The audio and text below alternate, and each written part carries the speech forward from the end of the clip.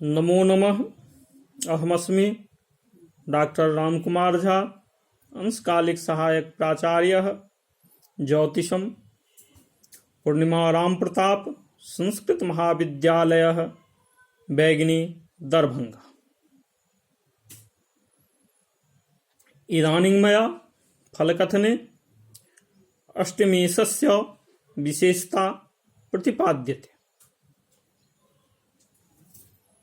भाग्यव्ययाधिपत्येन रंध्रेशो न शुभप्रदः, स एव शुभसंधाता लग्नाधीशोऽपि चेत् स्वयं। अर्थात रंध्रेशः अष्टमेशः भाग्यव्ययाधिपत्येन कारणेन न शुभप्रदो भवति। भाग्यं च व्ययं चेति भाग्यव्ययम् तयोराधिपत्येन स्वामित्वेनेति परं व्ययाधिपत्यं रंध्रेशस्य कथंचिदपि न स्यादित्यनेन अयम् अर्थो समीचीनः। भाग्यस्य व्ययं भाग्यव्ययम् तदधिपत्वेनेति विग्रहे शुभभावाधिपा अपि पाप फलप्रदाः स्युः। यथा भाग्येशो न शुभः कर्मव्ययाधिपत्येन, लग्नेशो न शुभः धनव्ययाधिपत्येन इत्यादि। तेनायम् अर्थो न साधु।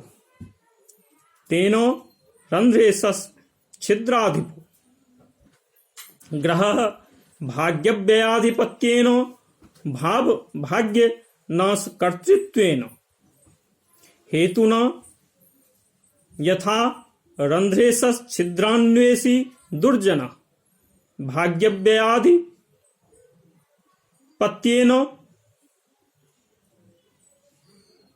परस्य निष्प्रयोजनं सुकार्य नाशकर्तृत्वेन हेतुना न शुभः तथैव न शुभप्रदः भवति।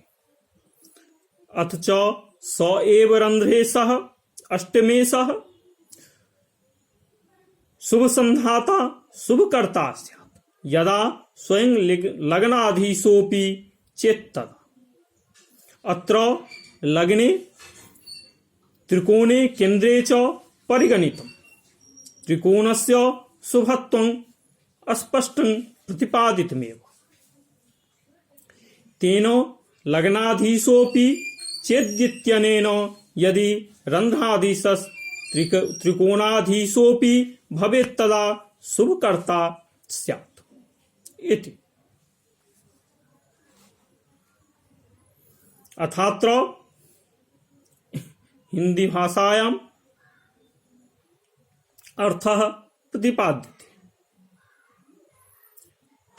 भाग्य भाव का जो व्यय स्थान, उस व्यय स्थान के स्वामी होने से अष्टमेश शुभ फलद नहीं होता है, एवं यदि वह स्वयं लग्नेश भी हो तो शुभ फलद होता है। यहाँ लग्नाधीशोपि अर्थात लग्नेश भी हो, इसका तात्पर्य स्पष्ट है कि त्रिकोण 1, 5, 9 भाव शुभ भाव है। यहाँ प्रबलास चोत्तरोत्तर के अनुसार लग्न की तुलना में पंचम और नवम भाव अधिकतर शुभ है। वहां रंध्रेश यदि लग्न का स्वामी भी हो तो शुभ फलद होता है, तो यदि वह पंचमेश या नवमेश भी हो तो निश्चय शुभद होगा। अतः स्पष्ट होता है कि अशुभकारी अष्टमेश जब शुभकारी त्रिकोण भावों का स्वामी होगा तो वह शुभ फलद हो जाता है।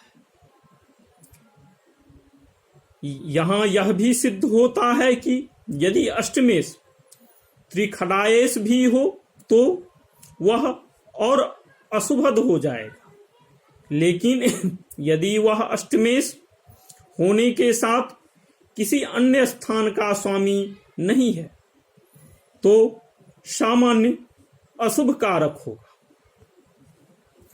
यहां प्रतीत होता है कि इसी कारण सूर्य और चंद्रमा में आगे अष्टमेशत्व दोष नहीं कहा गया है। यहां यह भी स्पष्ट है कि प्रत्येक भाव का व्यय भाव उस भाव के लिए अशुभद होता है। इन समस्त व्ययेशों में भाग्य का व्ययेश होना अधिकतर अशुभद है, क्योंकि जहां अष्टमेश त्रिक स्थान का स्वामी होकर अशुभद है, वहीं वह भाग्य हानि करने के कारण परम अशुभद माना जाएगा। वहीं पर भाग्य भाव त्रिकोण अर्थात प्रथम, पंचम और नवम भावों में सबसे अधिक शुभ माना जाता है। अतः अधिक अशुभतर भाव का स्वामी भी अधिक अशुभतर ही माना जाना चाहिए। प्रायः अष्टमेश होकर शुभ भाव होने से अशुभता कम हो जाती है, न कि समाप्त होती है। अतः अष्टमेश यदि लग्नेश भी हो तो शुभाशुभ मिश्रित फल ही मिलेगा।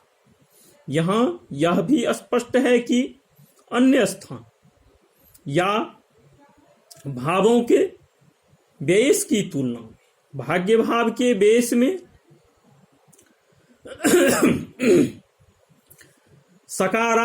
सकारात्मकता का सर्वदा अभाव व्यक्त होता है, जबकि अन्य स्थानों के व्ययेश सकारात्मकता युक्त होने से उसकी तुलना में न्यूनतम अशुभता के कारण शुभ ही माना जाता है। सकारात्मकता से तात्पर्य यह है कि रचनात्मक, विकासात्मक यदि व्ययभाव हो तो उसे सार्थक ही कहा जाएगा। भाग्यातिरिक्त भावों के बेस में यही लागू होता है। इत्यलमिति शम।